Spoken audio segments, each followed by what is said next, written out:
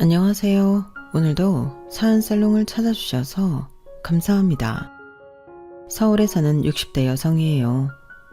부모가 죽으면 땅에 묻고 자식이 죽으면 가슴에 묻는다고 하잖아요. 몇 년 전 제 가슴에도 무덤이 하나가 생겼답니다. 내 목숨과 바꿀 수 있을 만큼 소중한 아들을 묻은 무덤이죠. 아들을 앞서 보내고 한동안 저는 살아야 할 의미를 찾지 못했어요. 남편이 들으면 서운하겠지만 옆에 있는 남편한테 신경 쓸 겨를이 없을 정도로 제 삶 전체가 무너져 내렸거든요. 훌훌 털고 다시 일어설 힘이 조금도 남지 않아서 살아도 산 게 아니었어요. 그런데 그랬던 제게도 살아야 할 이유가 생긴 거예요.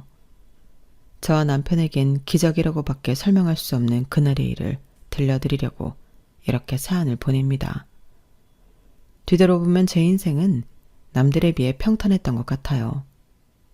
대학 교수였던 아버지와 돈 있는 집안의 딸이었던 어머니 밑에서 고생이란 걸 모르고 살았거든요. 음대 교수였던 아버지는 6살 무렵부터 저를 피아노 앞에 앉히셨어요. 마치 아이 손에 장난감을 쥐어주듯 아버지는 고세리 같은 제 손을 피아노 건반 위에 올려주셨죠. 당시에 제가 얼마나 제대로 쳤는지는 기억이 안 나요. 다만 아버지랑 같이 뭔가를 한다는 것에 즐거움을 느꼈던 것 같아요. 당시 음대 교수임에도 불구하고 자식들에게 따로 음악 교육을 하지 않으셨던 아버지였기에 아버지가 손수 제게 피아노를 가르치셨다는 것만으로도 어머니를 비롯해 주변 분들은 많이들 놀라셨어요. 제게는 10살 이상 차이가 나는 언니와 오빠가 있는데 그 형제들에겐 하지 않으시던 걸 제게만 가르치셨으니까요. 그래서 다들 아버지가 계셔서 제게 음악적 소질을 본 게 아니냐는 말들을 했어요. 아무래도 저를 음악 쪽으로 키우려고 하시는 게 아닌가 하고 말이죠. 저 역시도 처음 피아노를 시작할 때는 몰랐지만 조금씩 머리가 커가면서 아버지가 그런 의도를 가지고 계신 게 아닌가 생각하게 되었어요. 사실 음악적 소질이고 뭐건 간에 제게 가장 의미가 됐던 건 아버지가 나한테 기대를 하시는구나 하는 생각이었어요. 그렇게 생각하니 연습을 게을리할 수가 없더라고요. 어떻게든 남들보다 낫다는 걸 증명하고 싶어서 밤낮 없이 연습하고 기대를 저버리지 않으려고 노력했어요. 제 또래 아이들이 나가는 콩쿠르에서 받은 트로피가 늘어갈수록 그래도 내가 아버지의 기대에 부응하고 있다는 만족감도 느끼게 되었죠. 외할아버지께서는 이런 손녀딸을 위해 해외 유학까지 보내주려고 하셨어요. 경자야, 이 할애비는 말이다. 이문이 나지 않는 데는 투자를 안 하는 사람이다. 뼛속까지 장사꾼이거든. 그런데 말이다. 이번만큼은 할애비가 우리 막내 손녀를 위해서 이문과 상관없이 투자를 해볼 생각이다. 그건 네 능력을 믿어서가 아니야. 네 아버지 안목을 믿는 거지. 서운해도 할 수 없다. 하지만 대신 널 위한 투자는 아끼지 않으마. 유학을 가고 싶다면 그게 어디든 보내줄 거고 네가 원하는 피아노가 더 있다면 전 세계를 뒤져서라도 찾아서 사주마.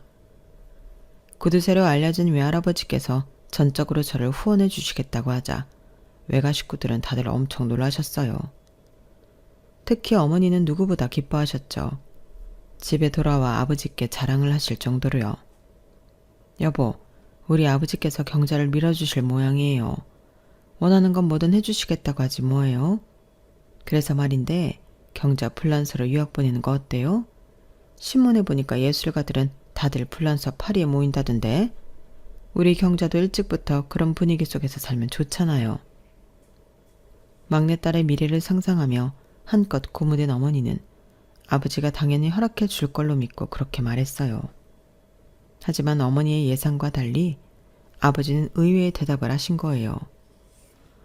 경자를 뭐하러 유학을 보내? 괜히 얘한테 헛바람 넣지 마. 아니 여보, 그게 무슨 말이에요? 헛바람이라뇨. 애초에 당신이 바랐던 게 이런 거 아니었어요? 피아노에 소질이 있는 애니까 돈 있는 외조부 도움받아 해외 유학이라도 떠나길 바랐던 거 아니었냐고요. 이제 와서 발뺌할 생각이에요? 이 사람이 내가 언제 경자한테 피아노에 소질이 있다고 그랬어? 나는 그저 우리 경자가 나이 차이 많이 지는 형제들 밑에서 자라는 게 외롭지 않을까 해서 피아노를 가르친 것뿐이야.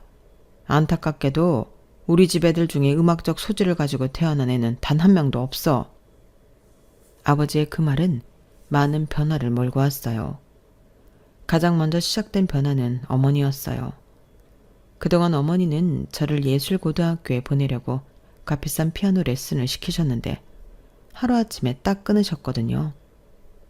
대신 제 공부를 도와줄 과외 선생을 들이셨어요.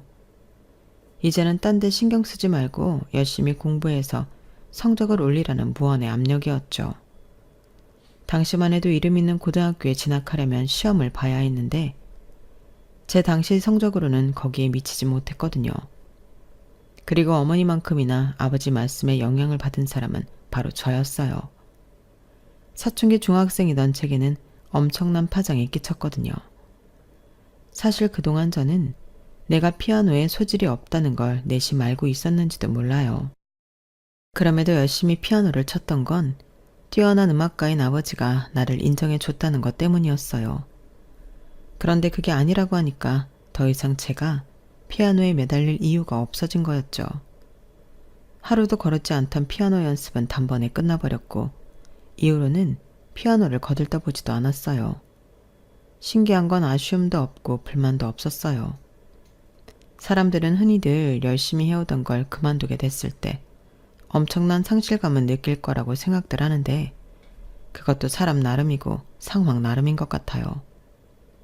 적어도 저는 피아노를 그만두면서 일말의 미련도 없었거든요. 오히려 피아노를 그만두고 본격적으로 공부를 시작하게 됐을 때 가슴이 설렐 정도로 신이 나더라고요. 그동안은 피아노 연습을 해야 한다는 강박 때문에 공부를 겉핥기로만 했었는데 이제는 온전히 신경을 쏟을 수 있어서 그렇게 좋을 수가 없었어요. 그렇게 1년 정도 공부에 매진했고 그 결과 명문고등학교에 합격할 수 있었어요. 저를 비롯해 부모님도 그때 아셨던 것 같아요. 제가 공부에 소질이 있다는 사실을요. 본격적으로 공부를 시작한 지는 얼마 안 됐지만 성적은 전교 1, 2등을 다툴 정도로 수직 상승을 했어요.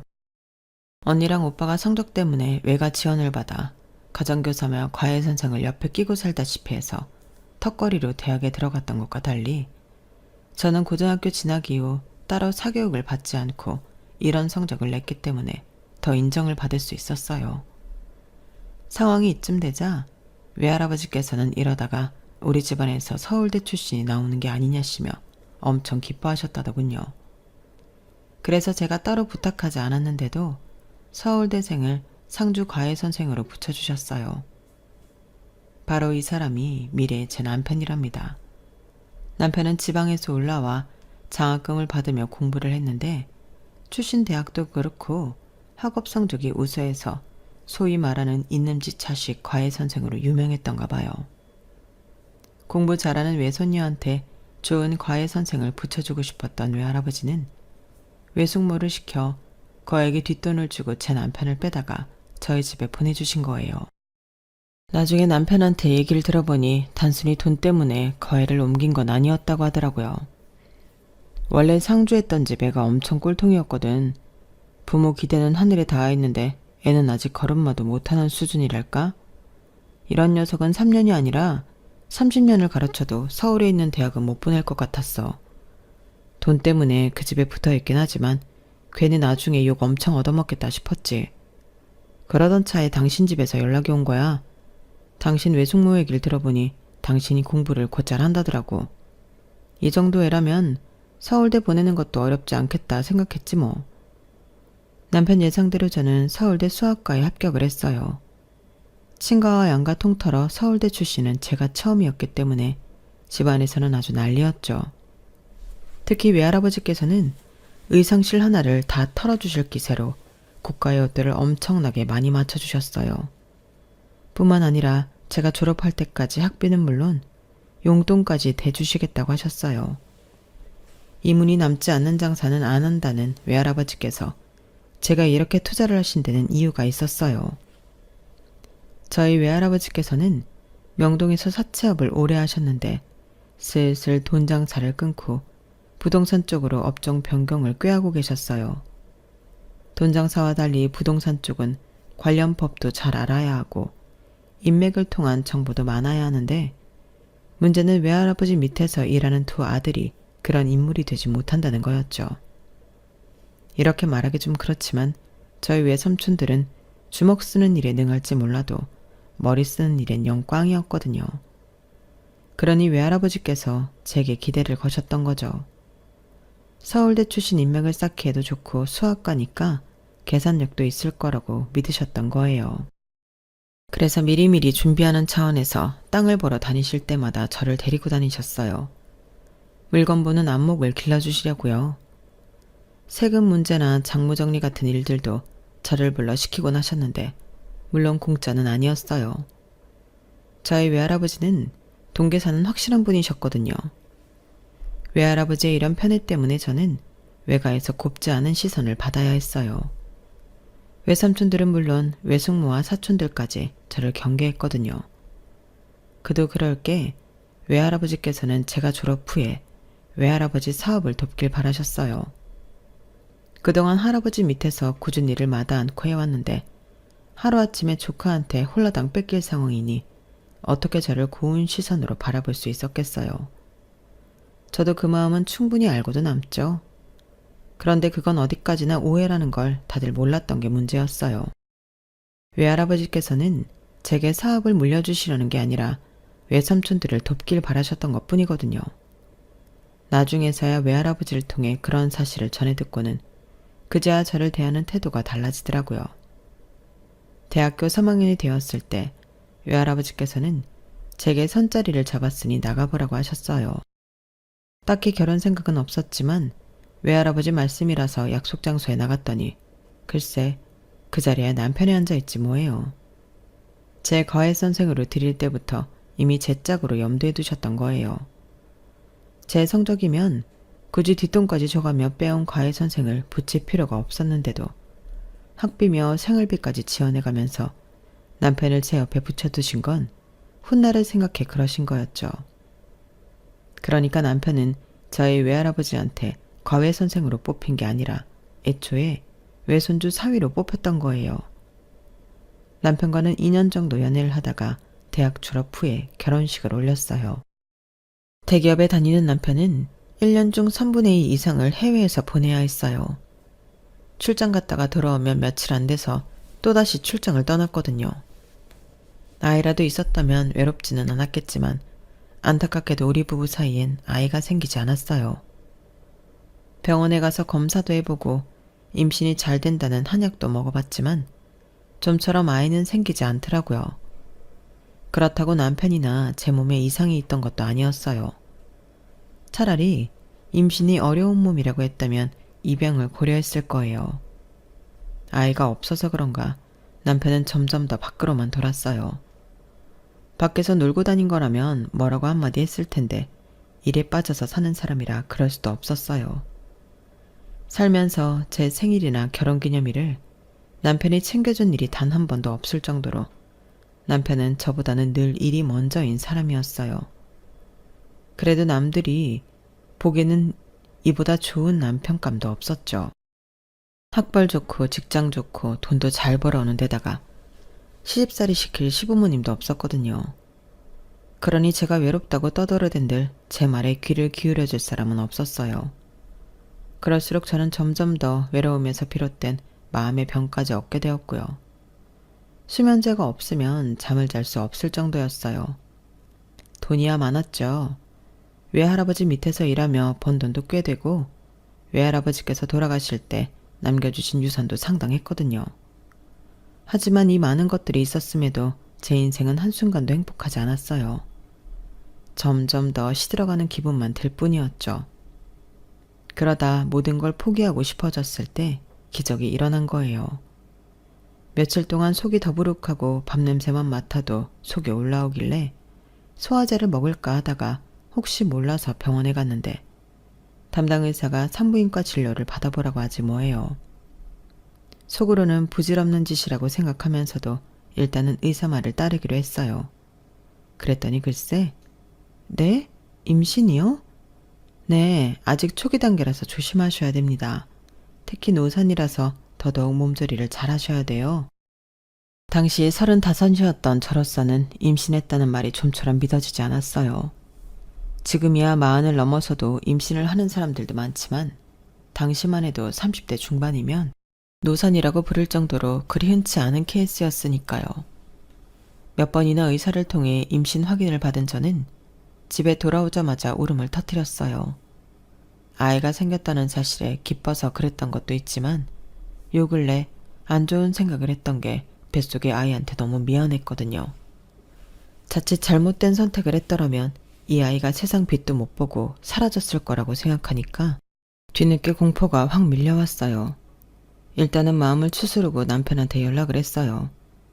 바로 연락이 닿지 않아서 남편 부하 직원한테 집에 큰일이 생겼으니 바로 연락해달라는 메시지를 남겼어요. 이렇게 말해두지 않으면 남편이 연락을 안 할 것 같았거든요. 아니나 다를까 몇 분 뒤 남편이 다급한 목소리로 전화를 했더라고요.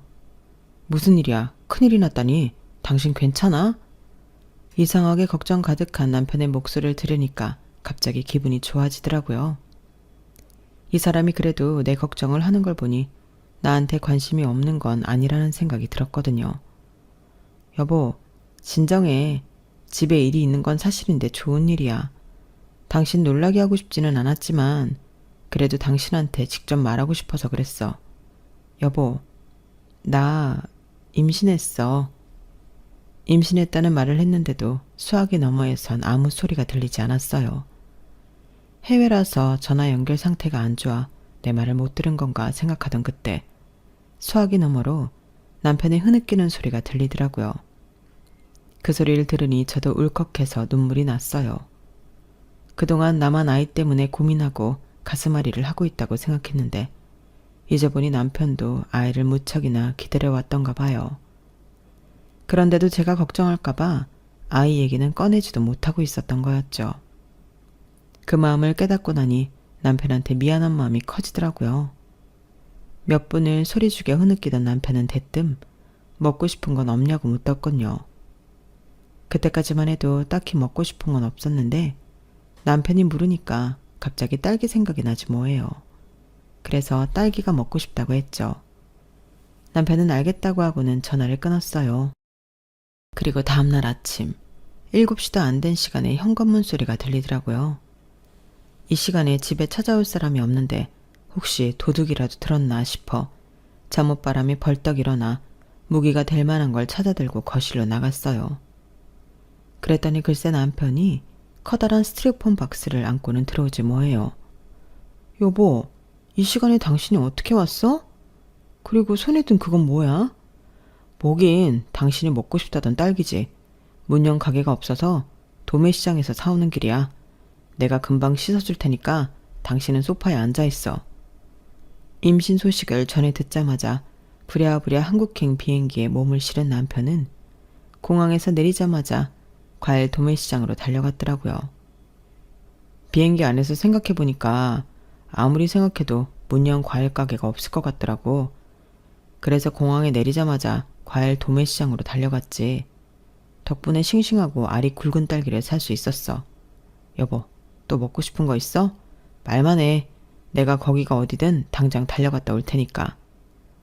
지금까지 봐왔던 남편 모습 중에 그날 남편의 표정이 가장 밝아 보였어요. 마치 세상을 다 얻은 사람처럼 입가에 미소가 끊이지 않았거든요.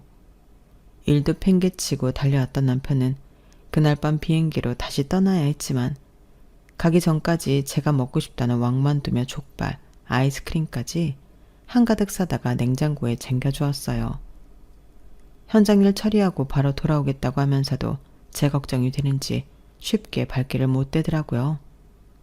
그러고도 안심이 안 됐는지 남편은 제 친정에 전화해 친정 어머니를 저희 집에 보냈어요. 늦둥이 딸이 30을 훌쩍 넘긴 나이에 임신했다고 하자 친정 부모님도 기쁘셨던지 한 걸음에 달려오셨더라고요.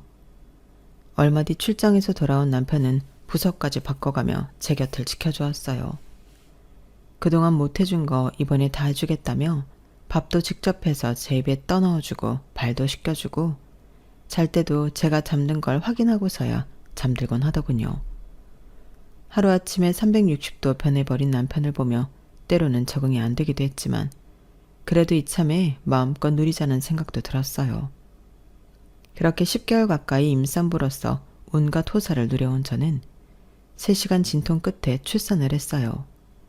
세상 무엇과도 바꿀 수 없는 귀한 우리 아들을 그렇게 만나게 된 거예요. 마흔을 바라보는 남편은 여느 아빠들 못지않게 자식을 위해 노력했어요. 지금처럼 휴대폰에 카메라가 달려있던 시절이 아니라서 남편은 필름 카메라와 8mm 캠코더로 우리 아들의 순간순간을 담기 바빴어요. 이래도 진심이었던 남편은 육아에도 진심으로 달려들더라고요. 잠결에 아이 울음소리가 살짝만 들려도 제가 깰까봐 아이를 안고 거실로 나가 한참이나 아기를 어르곤 했어요. 공부가 생활이었던 습관 탓인지 육아 서적도 산처럼 쌓아두고 볼 정도로 남편의 자식 사랑은 유난하더라고요. 20년 가까이 회사 일이 최우선이던 남자가 하루아침에 변해버리자 회사 내에서는 말들이 많았나 봐요. 스스로 한직을 자처하며 저와 아이와 함께 보내는 시간을 늘려가던 남편은 결국 시련을 맛보게 되었어요. 오랜 시간 출세가도를 달렸던 이력에도 불구하고 희망퇴직자 명단에 올랐더라고요. 아직 아이가 자라려면 한참 남았는데 이제 겨우 신을 넘긴 시점에 회사에서 쫓겨날 위기에 처하자 남편은 큰 충격을 받은 것 같았어요. 그동안 회사에 모든 걸 바쳐왔는데 이렇게 쉽게 버림을 받는다는 게 감당이 안 됐을 거예요. 늘 자신만만하고 당당하던 남편이 풀이 죽은 모습을 보니 저도 마음이 편하지 않았어요. 그래서 이대로 가만히 보고만 있을 순 없겠다 싶더라고요. 그래서 남편 명예퇴직 얘기는 모른 척하고 선수를 쳐버렸어요. 여보, 이참에 회사 그만두는 게 어때? 그동안 당신 능력 충분히 발휘하며 살았잖아. 언제까지 회사 좋은 일만 시켜줄 거야. 그러지 말고 앞으로는 당신이 하고 싶은 일 해. 돈은 걱정하지 말고. 당신도 알잖아. 우리 외할아버지가 날 좀 예뻐하셨어? 외할아버지가 남겨주신 건물도 있고 그것 외에도 땅이며 현금도 차고 넘치게 있어. 그거 다 당신 줄 테니까 당신 하고 싶은 거 해. 제 말에 남편은 헛웃음을 지었어요. 그러면서도 기분은 꽤 좋아 보이더라고요. 그럼 그럴까? 이번 기회에 돈 많은 마누라 덕 좀 보고 살아봐? 야, 남들은 자기 남편이 회사 잘릴까봐 더럽고 치사해도 끝까지 버티라고 한다는데 역시 우리 마누라는 달라. 내가 결혼 참 잘했어. 그걸 이제 알았어? 일단 회사부터 그만두고 쉬면서 뭘 할지 생각해봐요. 딱히 하고 싶은 게 없으면 그냥 건물 세 바꿔 살아도 좋고 먹고 살 돈이야 충분한데 뭐가 걱정이야. 그러니까 마음 푹 놓고 살라고요. 말은 이렇게 했지만 제가 남편을 모르나요? 아내 돈에 기대서 건물 세만 받고 살 사람이 아니라는 걸 누구보다 제가 잘 아는걸요. 남편은 회사를 그만두고 한 3개월 정도 집에서 지냈어요. 그러는 동안에 하루에 몇 시간씩 서재에 들어가 사업 구상을 하더니 얼마 뒤 작은 회사를 차렸어요. 퇴직금으로 감당할 수 있는 규모로 말이죠. 제가 사업 자금을 지원해 줄 테니 규모를 키우라고 해도 남편은 극구 사양했어요. 자식 앞에서 가장으로서 떳떳하려면 그러면 안 된다나요? 그리고 몇 년 뒤 20여년 가까이 대기업 직원으로 전 세계를 돌며 일을 했던 남편이 차린 회사는 어느 정도 자리를 잡았고 조금씩 규모도 키워나가기 시작했어요. 그리고 우리 아들이 20살이 되어 대학에 진학했을 때 어엿한 중소기업 대표가 되어 있었죠. 남편을 보니 될 놈은 어떻게 해도 된다는 말이 실감이 나더라고요. 어렵게 얻은 아들은 자라면서 병치레 한 번 없이 잘 자라주었고 지 아빠나 저만큼은 아니었지만 공부도 나름 잘했어요. 누굴 닮아서 그런지 운동을 좋아해서 유치원 때부터 수영, 태권도, 축구, 검도까지 안 가르쳐 본 게 없을 정도였죠. 저나 남편이 하라고 시킨 게 아니라 제가 스스로 하고 싶다고 해서 시켜준 거였어요. 그렇다고 운동을 전공할 만큼의 실력은 아니고 취미로 즐기는 수준이었죠. 문제는 하나를 끝까지 하는 법이 없다는 거였어요. 처음엔 신나서 하다가도 약간의 고비가 생기면 바로 손을 놔버리더라고요. 남편도 저도 늦게 가진 아이라서 오냐오냐해서 그런 게 아닌가 걱정이 될 정도였어요. 대학 진학을 앞두고도 며칠에 한 번씩 하고 싶다는 전공이 바뀌는 거예요. 하루는 기자가 되겠다고 하더니 다음 날은 스포츠 마케팅을 하겠다고 하고, 그러다 며칠이 지나면 언제 그랬냐는 듯이 수학 선생이 되고 싶다고 하니 참. 내 자식이지만 이게 나중에 사회에 나가서 사람 구실은 제대로 할지 걱정이 앞서더라고요. 그래서 하루는 남편이 아들을 잡아놓고 한마디 했어요. 이 녀석아, 사내 자식이 돼서는 뭐 하나 끈질기게 하는 것도 없고 툭 하면 생각이 손바닥 뒤집듯 바뀌면 어쩌겠다는 거냐? 이래서야 어떤 여자가 널 믿고 시집 오르겠냐? 네가 네 가정을 제대로 꾸릴 수 있겠어? 뭐든 한번 마음 먹었으면 끝장을 보겠다는 생각으로 덤벼. 크든 작든 성과를 잃어보라고. 그날 태어나서 처음으로 제 아빠한테 한 소리 들었던 아들은 꽤나 충격을 받았던 모양이에요. 그때 이후로는 성급하게 뭔가를 하겠다고 하거나 쉽게 포기하는 일이 없었거든요. 이듬해 아들은 대학에 들어갔어요. 정시로 3군데 썼던 곳 모두 합격을 해서 그 중에 제가 가장 원하던 대학에 진학을 했어요. 사실 남편과 저는 학교 이름을 봤을 때 A대학에 들어가길 바랐는데 아들은 B대학을 선택하더라고요. A대는 담임이 골라준 대학이라 과가 마음에 안 들고 자기가 원하는 과가 있는 대학은 B대라면서요. 그래도 졸업 후 취업을 생각하면 아무래도 더 이름이 있는 A대가 낫지 않을까 해서 아들을 설득해 보려고 했어요. 그랬더니 남편이 말리더라고요. 저 녀석이 인생에서 중요한 첫 선택이야. 나중에 후회를 하게 되더라도 스스로 하게 하자고. 부모가 자식 인생을 대신 살아줄 수는 없잖아. 남편 말이 맞다는 건 알기 때문에 따르긴 했지만 그래도 걱정이 되는 건 어쩔 수 없었어요. 아들이 선택한 전공은 디지털 아트였어요. 남편과 제게는 생소한 과였지만 아들 말로는 앞으로 전망이 있는 과라고 하더군요. 아들의 선택을 믿고 따라주기로 한 이상 딴지를 걸 생각은 없었어요. 그저 내 자식이 온전히 한 명의 사회인으로 제 몫을 다할 수 있기를 바랄 뿐이었죠. 그런 의미에서 아들은 기대 이상으로 잘해주었어요. 대학을 졸업하기도 전에 같은 과 동기들과 의기투합해서 회사를 차렸거든요. 아직 대단히 큰 돈을 벌지 못했지만 지들끼리 뭉쳐다니면서 용돈벌이 정도는 하는 것 같더라고요. 그러다 대학을 졸업하고는 일거리가 많이 늘었는지 집에도 자주 못 들어올 정도였어요. 엄마로서 걱정은 됐지만 그래도 제 자리를 잡으려고 노력하는 아들이 기특하기도 하더라고요. 그렇게 수년을 주말도 없이 뛰어다닌 덕에 아들네 회사는 어느 정도 자리를 잡게 되었어요. 지방 정부에서 하는 행사 일을 맡아서 하기도 하고 대학 축제나 영화, CF 쪽 일도 하는 것 같더라고요. 덕분에 저랑 남편은 영화 시사회 티켓을 선물 받기도 했어요.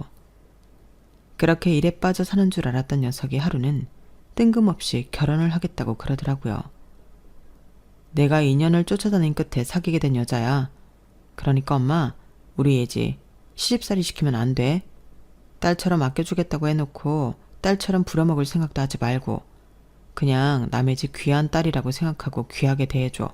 알았지? 아들 녀석의 말에 어찌나 기가 차던지. 아니, 누가 며느리 구박을 하겠대요? 어이가 없어서. 정말 내가 지를 어떻게 키웠는데 벌써부터 지 아내 될 여자 편을 들다니 괘씸하기 짝이 없더라고요. 그렇게 아들이 데려온 며느리는 사실 마음에 썩 들진 않았어요. 뭐랄까 지 할 말 다 하고 사는 애 같았거든요. 빈말이라도 사람 듣기 좋은 말을 할 줄도 모르고 먹기 싫은 건 대놓고 안 먹겠다고 똑부러지게 말을 하더라고요. 남편은 앞에선 고분고분한 척하고 뒤에서 딴소리하는 사람보다 훨씬 낫다고 좋아했지만 그래도 저는 며느리의 성격이 부담스러웠어요. 제가 그런 성격이 못 돼서 그런 건지도 모르겠지만요. 게다가 상견례 때 사돈을 만나보니 더 마음이 심란해지지 뭡니까. 아무리 세상이 바뀌었다고 하지만 그래도 명색이 사돈지간이 될 사람들을 만나는 자리인데 어떻게 옷차림을 그렇게 하고 나온답니까? 집 앞 슈퍼에 라면 사러 가는 사람처럼 다 구겨진 바지에 티셔츠 차림으로 나왔더라고요. 그러면서 자기가 아내도 없이 힘들게 키운 자식이라고 생색은 어찌나 내든지 누구는 뭐 자식을 손쉽게 키웠답니까? 하나부터 10까지 마음에 안 드는 것 투성이었지만 뭐가 그리 좋다고 시종일관 실실거리며 제 신부감을 보고 있는 아들 녀석을 보니 열불은 나도 반대는 할 수 없었어요. 딱히 대단한 예단을 받을 생각도 없었지만 아들이 먼저 선을 긋더라고요. 자기 처가에 돈이 없으니 애초에 예단은 바라지도 말라고요.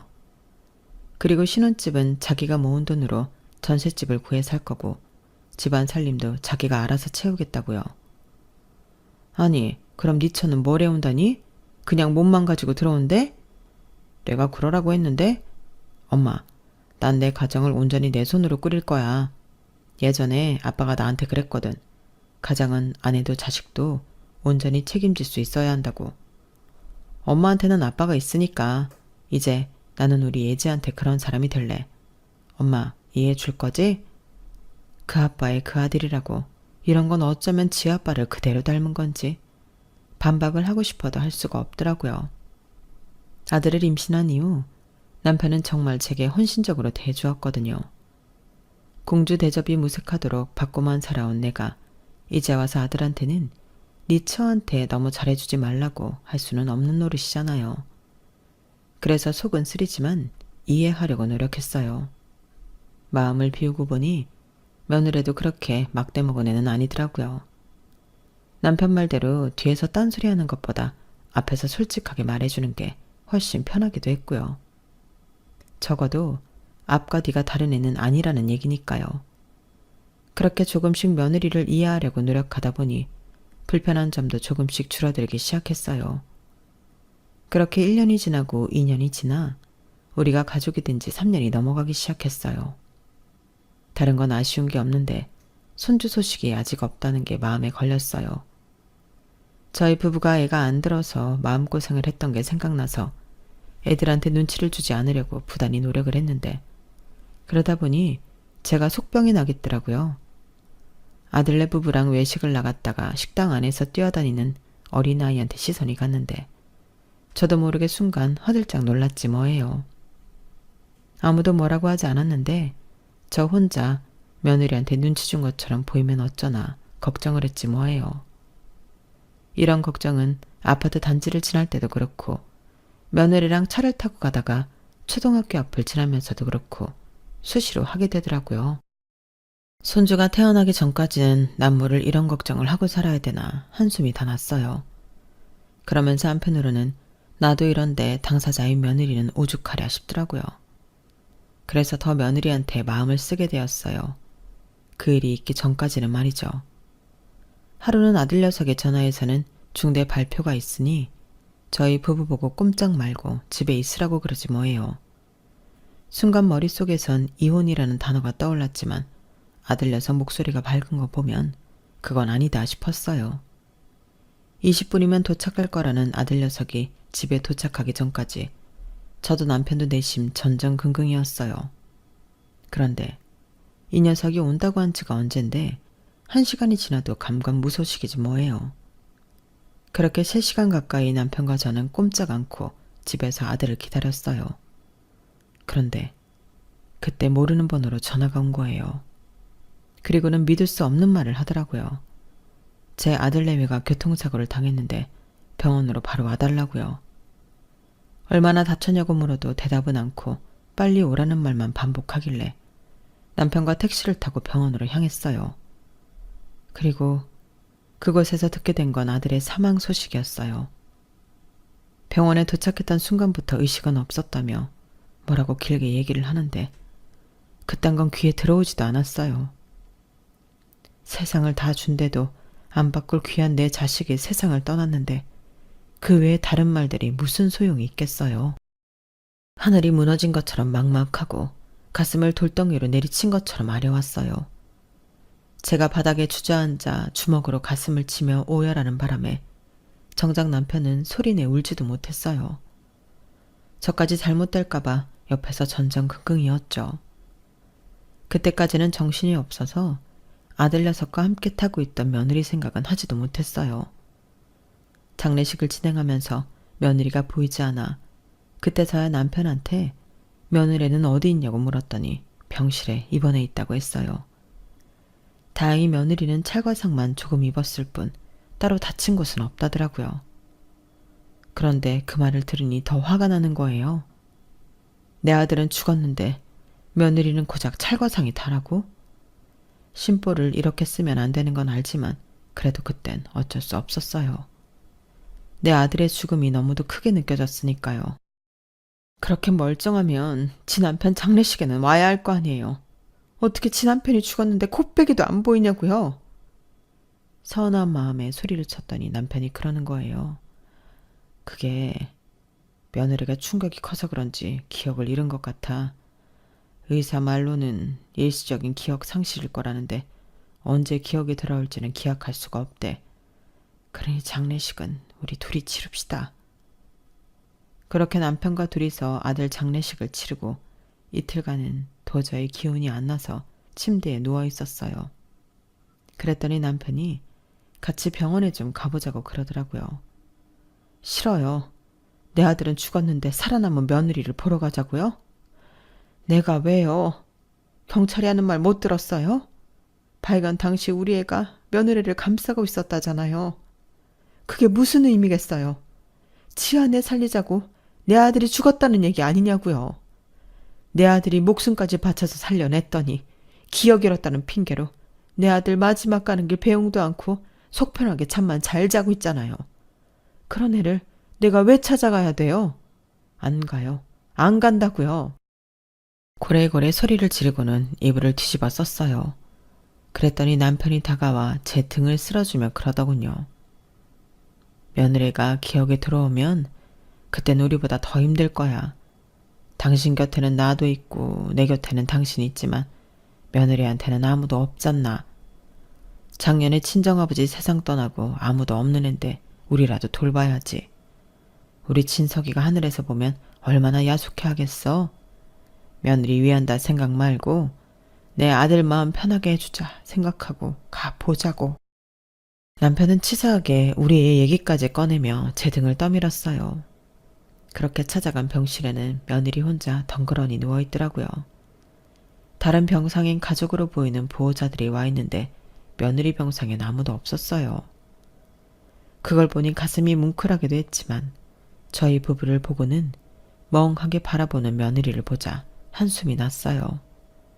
이제 하다하다 기억을 잃은 며느리 병수발까지 해야 하나 싶었거든요. 마음 같아선 손가락 하나 까딱하기 싫었지만 그래도 눈앞에 보이는데 두 손 놓고 있을 수가 없어서 남편과 함께 1층 편의점에 가서 필요한 물품을 사왔어요. 냉장고에 마실 거랑 과일도 채워두었고요. 그런데 그때 며느리 주치의가 왔더라고요. 우리 보고 부모님이냐고 묻길래 시부모라고 했더니 의사가 며느리 눈치를 살짝 보더니 밖에서 얘기 좀 하자고 했어요. 그래서 따라 나갔는데 글쎄 아드님이 아내분과 뱃속의 아기를 살리려고 끝까지 아내분을 안고 있었나 봅니다. 그 말에 전식이 번쩍 든 저는 의사한테 되물었어요. 그게 무슨 소리예요?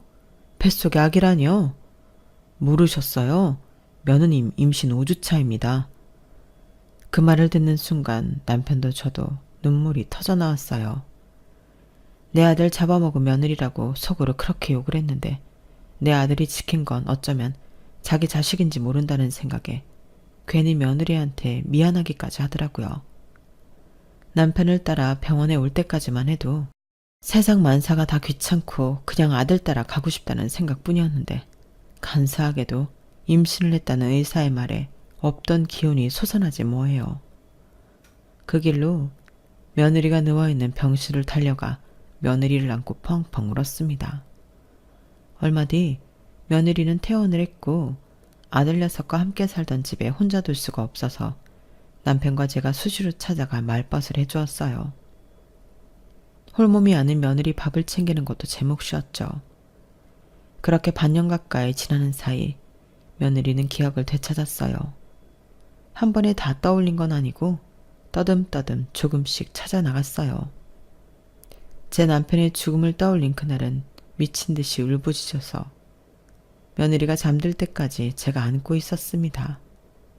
그리고 다음날 며느리가 그러더군요. 저희 부부랑 같이 살게 해달라고요.